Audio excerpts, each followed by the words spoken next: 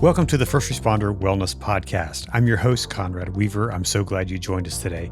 In this episode, I talk with crisis response expert and former police officer, Fran Graham, about trauma care for first responders and disaster survivors. She breaks down the essential differences between trauma, PTSD, PTSI, and moral injury. And she explains how psychological first aid plays a critical role in immediate crisis stabilization. She also shares practical advice for caregivers, chaplains, and responders on how to protect your own well-being while showing up for others. Fran's perspective is rooted in her own experiences as a police officer in the United Kingdom and, more recently, in responding to disaster zones in the U.S. and abroad.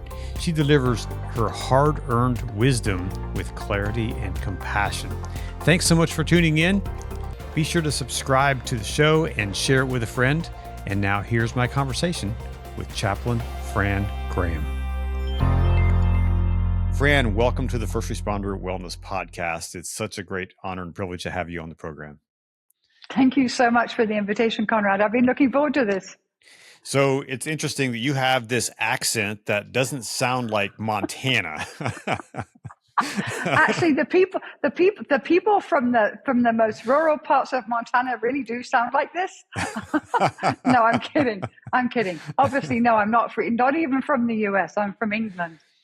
Yeah. Well, welcome to the show. Welcome to the podcast. So you are an expert in all things crisis management and in helping to mitigate things related to that. As a chaplain that works a lot with organizations and agencies that deal with these large catastrophes, how do you deal with that? How do you begin to address the traumas that not only the first responders face, but the citizens face? How do you do that?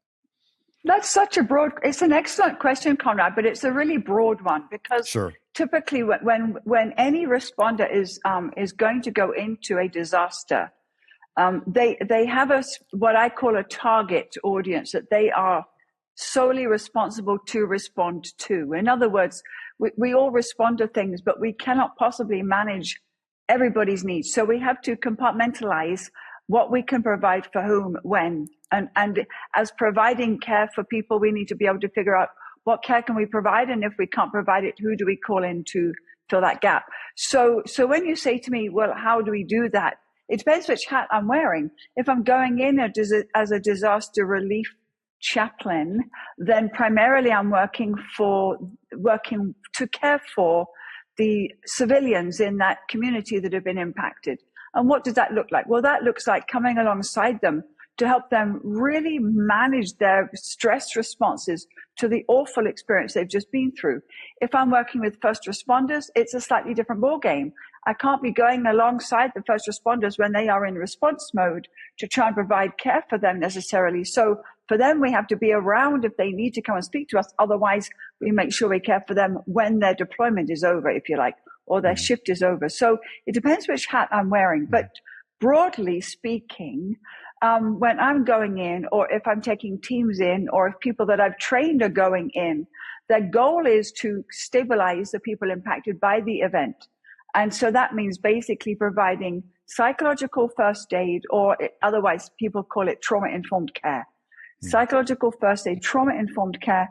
These are skills that we have to stabilize people that are very anxious, very upset, understandably so, and beginning to help them to de-escalate so that they come out of the emotional response and more into a cognitive response, so that they can think more rationally to be able to make the decisions that they need to make as they then pick up the pieces of their lives and recover.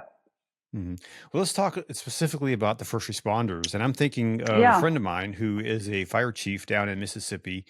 And recently they had it wasn't a large scale event, but it was a traumatic event. They had a helicopter that went down and it killed 3 medics. And he and his team were first on scene. So what do you do with someone like that in a situation like that when they're dealing with this, they're dealing with fatalities and perhaps even people they know that were involved in this? Yeah. It definitely is very, very difficult. Fatalities are horrible. They're horrible. obviously, if it's somebody they know, it's even more extreme.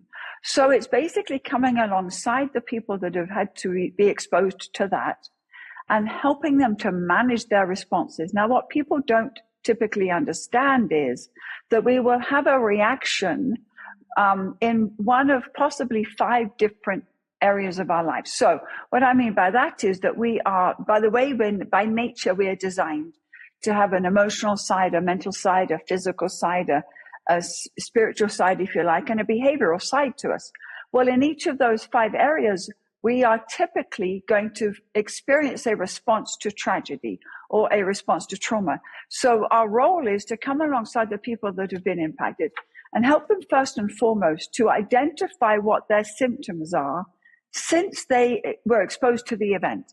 So we're not going to deal with symptoms that they had before the event, because that is not connected to the tragedy or the trauma that just happened. So what we do is we help them to identify the new symptoms that they are experiencing since that event, to help them pinpoint how do we stabilize them by managing their symptoms. And by doing that, what in a nutshell, and this is a very sort of basic way of describing what we do, but we help them to identify their symptoms, manage their symptoms, and by teaching them how to do that, it actually empowers them hugely to be able to believe, okay, I can get through this.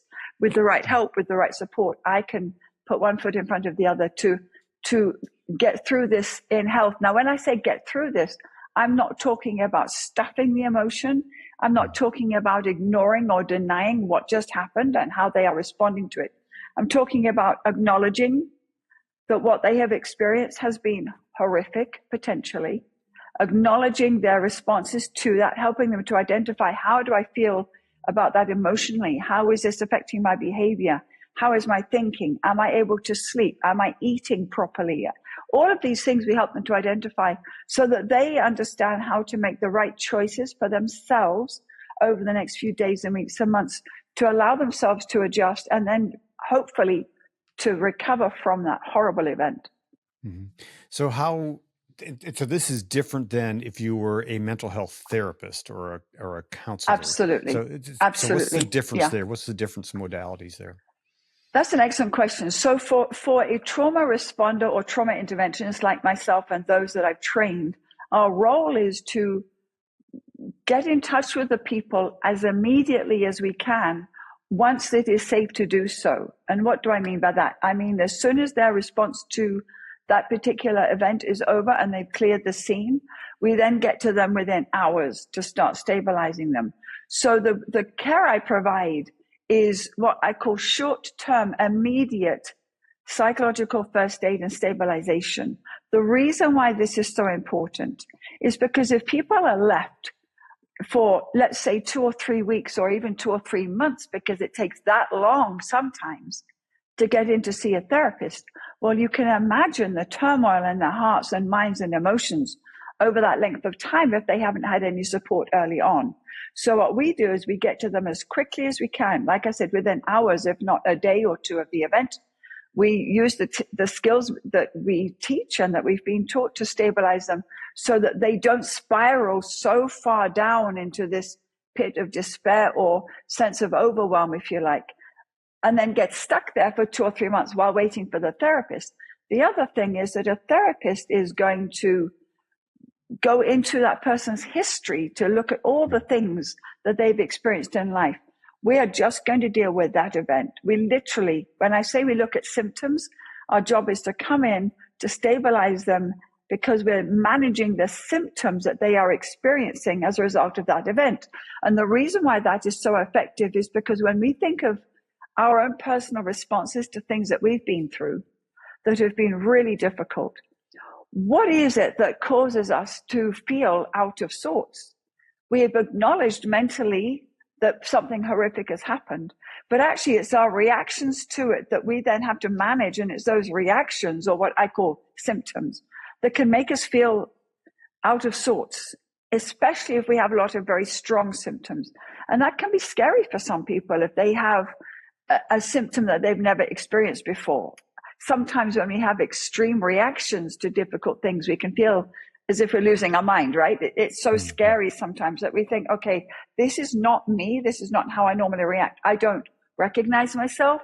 I don't know how to manage this. And so we come alongside them and say, okay, this is what we're noticing. This is what you are experiencing. It is very common when people have been through things that you've just been through to have reactions like this.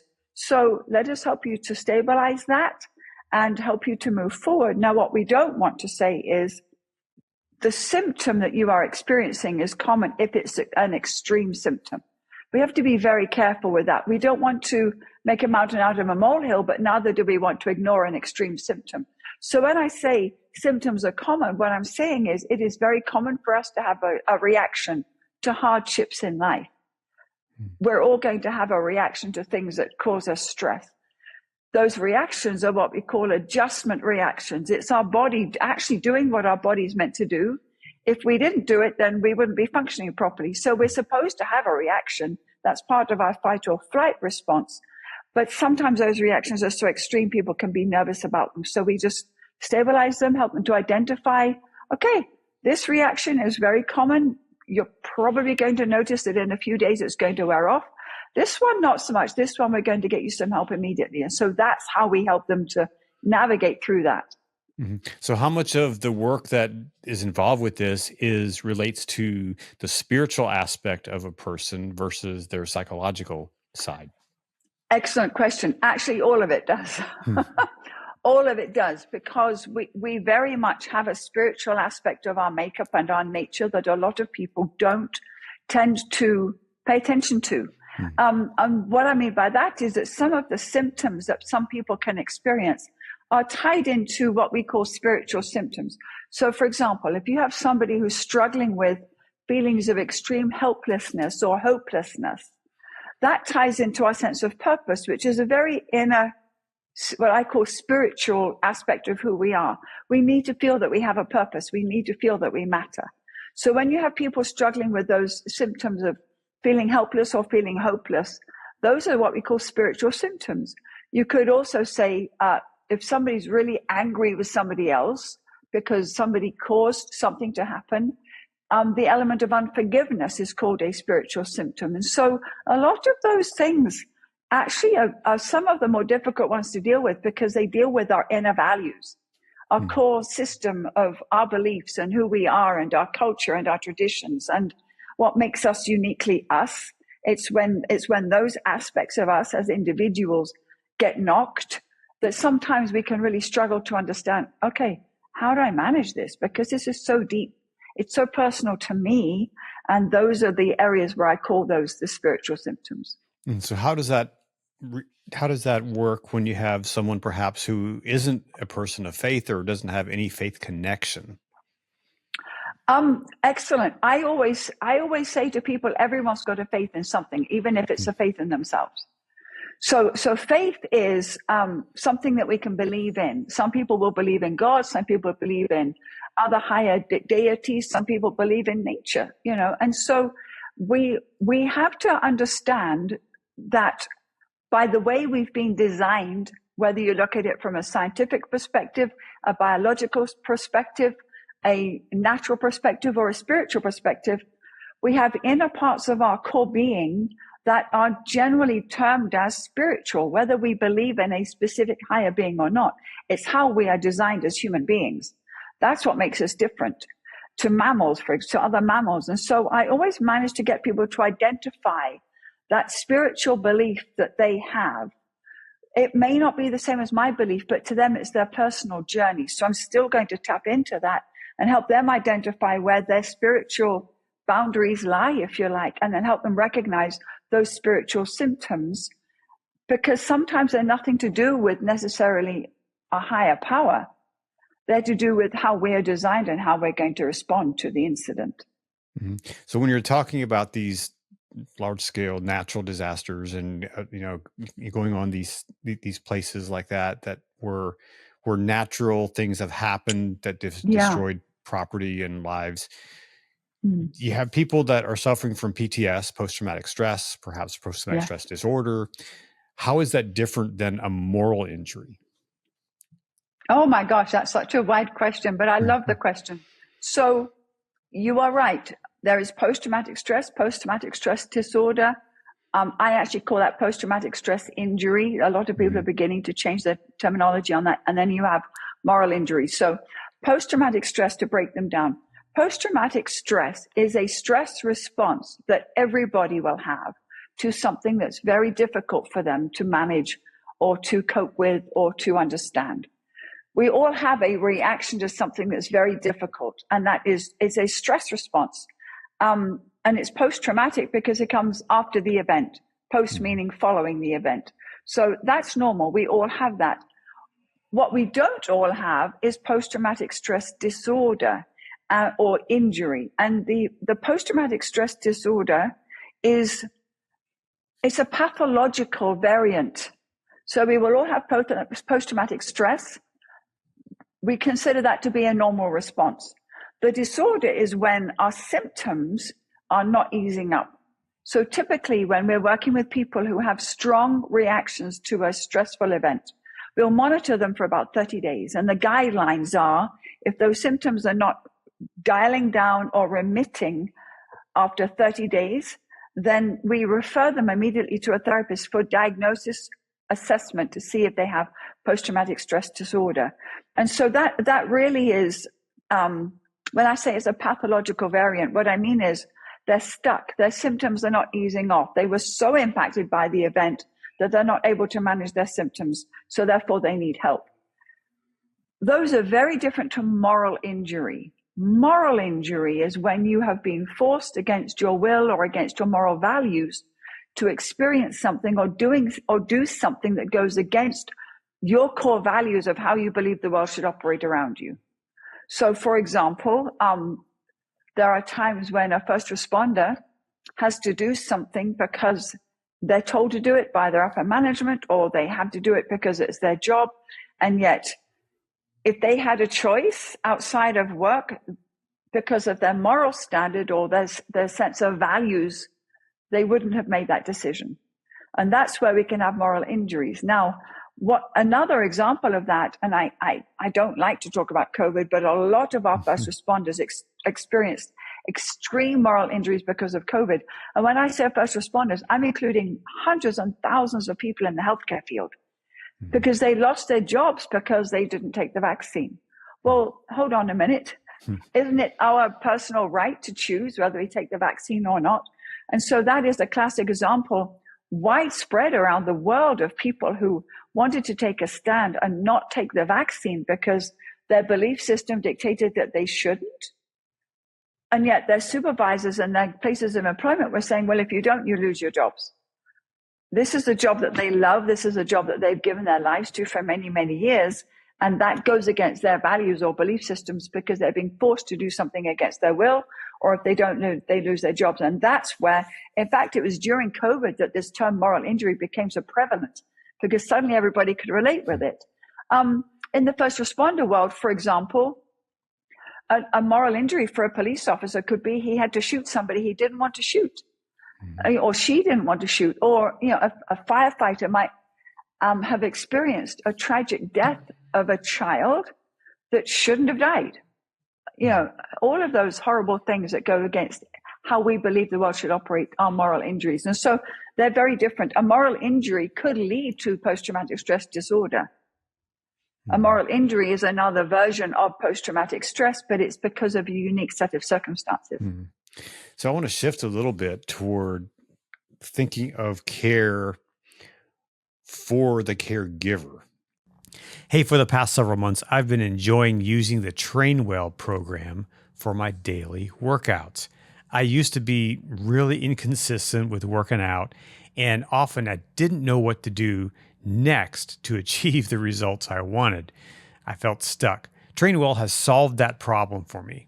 So if you would like your own personal trainer to guide you, it's actually really easy. Visit go.trainwell.net/first responder wellness. That's go.trainwell.net/first responder wellness, and start your journey to a better you.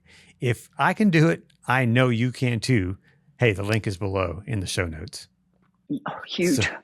So those of you who are out there in the trenches, Yes. you're going on the scene, Yes. you're responding, as a chaplain, as a care provider. How do you care for yourself when you're surrounded by nothing but destruction? Sometimes that is really hard because as responders, we are so geared to go, go, go, go, go. But when I'm responding and when I'm leading a team or when I'm teaching other responders about their needs, I have to help people to understand how to be self-aware with their own body, their own mind, their own emotions, and their own responses to stress. Because we can push ourselves as people who want to look after others, we can push ourselves beyond our limits. And the reason why we do that is because actually no one's taught us how to recognize our limits in the first place. So if you don't recognize your limits and you don't know what your boundaries are, or you don't recognize when your body, your mind, your emotions, or your behavior are throwing out symptoms to give you a warning sign that, hold on, we're out of balance here, we're not coping well. If you don't recognize those and pay attention to them, you're not going to know to stop. So self-care is so important. And so what I spend a lot of time doing is training and caring for what I call the debriefers of the debriefers. So I'm caring for chaplains or responders, whether it's first responders or disaster relief teams that have given and given and given and given to the point where they've got nothing left in the tank. And really, that sometimes those are the most difficult people to work with because they don't recognize their need to stop. They don't recognize symptoms of burnout. They don't recognize symptoms of compassion fatigue. And so I have to come alongside them. And even in myself, the reason why I'm so passionate about this, honestly, Conrad, is because I have bitten the bullet 3 times in my life where I crashed so hard. It took me so long to get back on my feet again that I lost months, if not years of life because I didn't stop sooner. And that's really why I'm so passionate about this, because I don't want people to go through that. Mm-hmm. So for me, for example, there are symptoms in my body that I recognize that I only tend to experience when I'm pushing too hard. And as soon as I recognize those symptoms, I give myself permission to pull back. Now, it's easier said than done because I'm basically self-employed and I'm a volunteer. I have my own company, but I also volunteer a lot of my time. And so I have the right and the permission to say enough's enough, I need time out. It is very difficult for other people who are employed and who are told, go, go, go, go, go. I'm sorry if you're sick, we need the job done, just go. And so with those people, I really have to help them to find their voice and to recognize sooner what their symptoms are and how to adjust things personally so that they don't end up crashing and burning. So caring for those who are caring for others all the time actually is something that is so important because there's a misconception, if you like, and I've noticed this even in my own life. Those of us who are really good at self-care, those of us who are really good at being aware of, okay, I'm noticing some symptoms, or I'm really good about exercising and diet, so therefore I'm doing very well generally. We can tend to push ourselves further just because we think we're looking after ourselves okay. We can tend to expect more of ourselves. And so we really have to be so much more self-aware and self-reflective so that we are, and again, it all comes back to symptoms, Conrad. My symptoms are different to yours when I get stressed. And so it's identifying them, it's teaching people to not only be aware of how they are uniquely designed to respond to burnout, respond to being overwhelmed, but it's also giving them permission.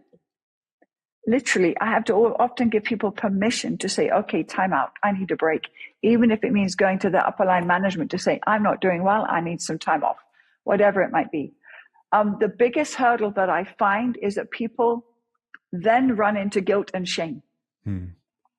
As soon as I tell a first responder, whether it's a cop or a firefighter or a medical health practitioner, whoever it might be, a chaplain, as soon as I say, okay, the symptoms that I'm seeing in you are compassion fatigue or burnout or could be post-traumatic stress disorder. Therefore, you need to get some help, and you need to get some help now. Suddenly, they are faced with their vulnerability, their immortality, if you like, if it goes that far. But more than anything else, oh my gosh, now I feel like I'm the weak link. I don't want to be the weak link for my team or for my colleagues or for my peers at work. I don't want to be that person, because we're touching on shame and maybe some embarrassment or some guilt that, well, if I don't turn up and do my job, now my colleagues have got to cover my shift. And then you have this other spiral. So finding that balance is, I know this is a long answer to your question, but finding that, it's such a broad question. Finding that balance is key, because I've got to support them while they adjust to the fact, you know what? I am vulnerable, and I am cracking, and I am breaking, and there's no shame in that. And yet I feel embarrassed because now I've got to go and tell my colleagues. And that's what happened in my life when I started cracking. There was so much shame as a police officer. I mean, your listeners probably didn't know that I was a former police officer and lost my career due to these symptoms, which is why I'm so passionate about it now. No one came alongside me and said, Fran, I'm recognizing this and we need to do that. I didn't even know it. So now I know what it's like. When I started going off the edge, I felt so ashamed, because in those days, people who went off with stress were mocked. They were scoffed at. They were laughed at. They were the weakest link. Well, when you know that's how your agency is viewing people who are not managing stress levels well, why wouldn't you feel embarrassed or guilty or ashamed? So to add that on top of the symptoms magnifies everything. Sure. A few years ago, I was working, had a previous documentary about the opioid crisis. And so I was working with a lot of folks that had been in addiction, but now are in the recovery scene in working with other people who are in addiction. And one young man that I worked with, he told me, I can't turn off my phone because someone may die if I don't answer the phone. Wow. Yes. And I thought, that is a problem. That is a problem. Yes. Have you seen people like that with those kind of attitudes within the first responder space? I have, especially with chaplains, actually. I have, because of the nature of what they do, they have been sort of lulled, if you like, into this false belief that if they don't answer the call, no one else is going to go. Well, the reality is, if you don't answer the call, they'll find somebody else. They just will. I mean, but yet sometimes it's a hard pill for us to swallow when we think, oh, hold on a minute. You mean I'm not it? I'm not the golden child here? No, you're not. So get over yourself. That's normally what I say.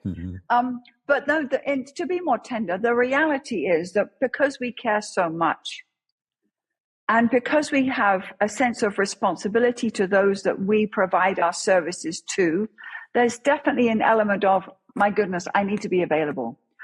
But what we shouldn't do is be the only person available. We have to be part of a team, because we all need a break. We all need time off. And the reality is, Conrad, if I go out tomorrow and I get into a car crash and my legs are broken, I can't deploy. I can't work. I have to heal first. And everyone's going to find another way around the problem, right? They're going to find some way to fill in the gap that I have created by not being available. And I really have had to work with a lot of people that have had this misconception, if you like, that if they don't answer that phone, the world is going to fall apart. Actually, no. If you don't answer that phone, they're going to phone somebody else. That's the reality. In other words, if there is a need, they're going to find somebody to meet that need if they possibly can. And if you can't meet it, it's okay, because right now you're meeting your needs, and it comes down to self-care. If you're not caring for yourself first, you're never going to be well enough to care for everybody else. And so having those boundaries is important. But here's the other flip side of the coin. I have been that person, and that's why I can now say, you are replaceable. I had to speak to myself, Fran. You are not God's gift to the world. This was years ago. You're not God's gift to the world. It's okay to turn your phone off and have a break.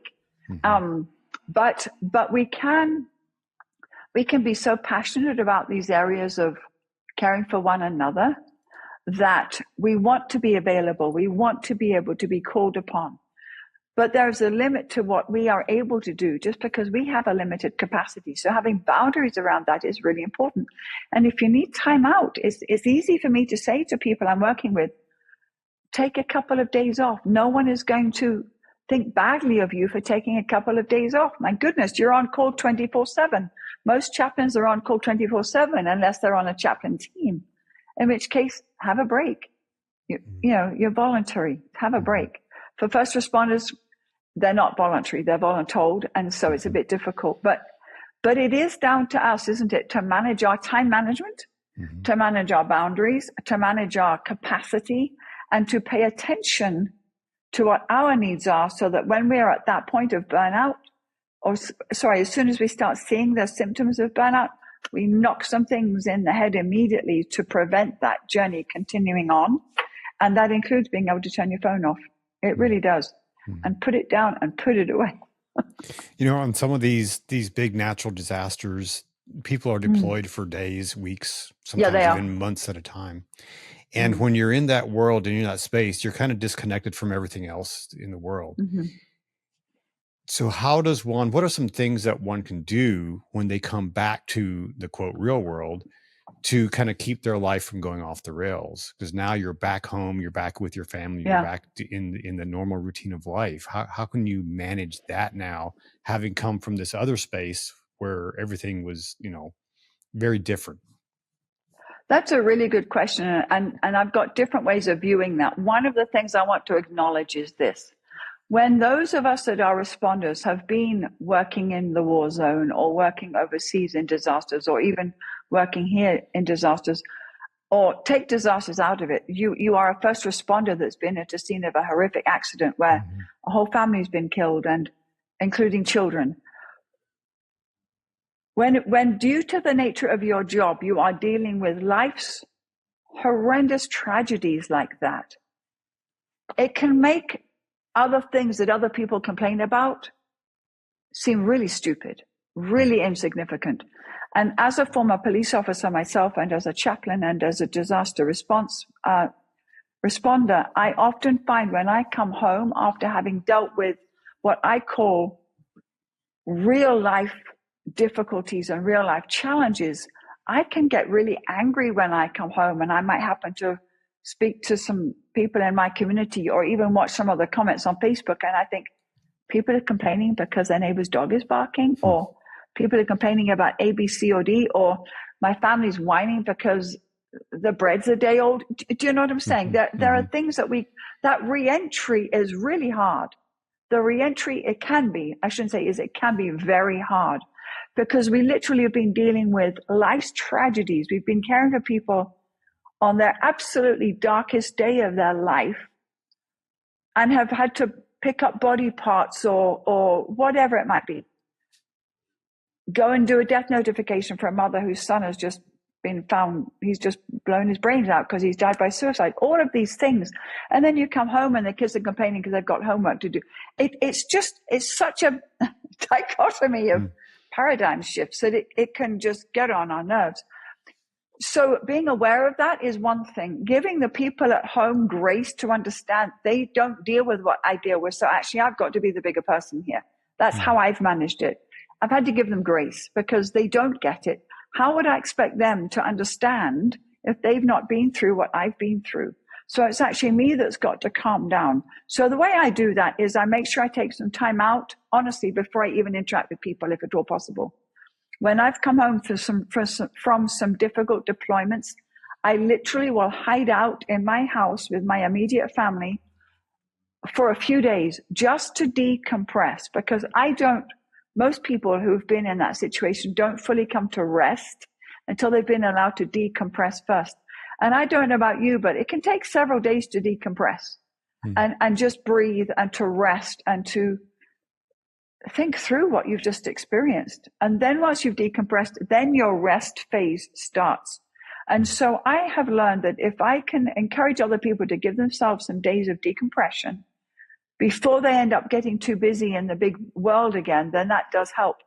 But for some people, that's not possible. They come home and the next day they're back on shift again, in which case for them, they have to give grace to other people because other people don't get it. And if they don't get it, if they don't understand, why should we expect them to behave any differently? What they're complaining about or what they're getting spun up about is their crisis in that moment. Mm-hmm. That's what they're dealing with, and it upsets them. So what if it's on a different level to what the rest of us are dealing with? We have to manage our own stuff. But giving each other grace and being patient is really key. But the other part is understanding that people are not going to get it unless they've been in your shoes or unless they went with you. They don't understand. They're not going to get it. So give yourself time to have some time out before you get too involved in members of society. I'm a church goer. I go to church every Sunday, but when I come home from a deployment, I don't go to church on that first Sunday when I get back, because people are so interested to hear about, well, where have you just been? Where did you go? What was it like? And they don't understand that these questions to me actually can be offensive because they can be so flippant. And I don't want to tell you, right, I've just got back from, I don't know, maybe doing 10 death notifications. I actually don't want to talk about it right now. So rather than putting them in that position of me telling them, I don't want to talk about it right now, I'll just give myself permission to hide out for a few days and just breathe and rest, and then I'll re-engage in society. That's how I do it, and that's how I encourage other people to do it. But some of your viewers may have different ways. Mm-hmm.